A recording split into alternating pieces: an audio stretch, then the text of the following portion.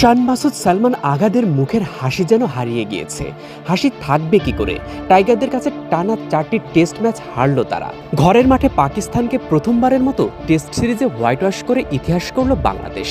বাংলাদেশের জয় যেন মানতেই পারছে না পাক ক্রিকেটাররা। এই দিন সিলেটে খেলা শেষ করে সবার আগে নিজেকে আড়াল করতে টিম বাসে উঠে বসে থাকলেন মোহাম্মদ রিজওয়ান, সাথে ছিলেন পেস বোলার শাহিন আফ্রিদিও। তাদের দেখা পাওয়া গেল না। সিকিউরিটি নিশ্চিত করলেন তারা আগেই টিম বাসে উঠেছেন। এরপর একে একে সবাই টিম বাসে উঠলেন, কিন্তু কারো মুখে নেই কোনো হাসি। কেউ কারোর সাথে কথা পর্যন্ত বললেন না। ব্যর্থতার 16 কলা পূর্ণ করে দেশে ফিরছে পাকিস্তান দল। বাংলাদেশের বিপক্ষে টেস্ট খেলার আগে এবার হয়তো 100 বার চিন্তা করবে পাক বাহিনী। সিলেট থেকে মেজবা মিলন, ডেইলি ক্রিকেট।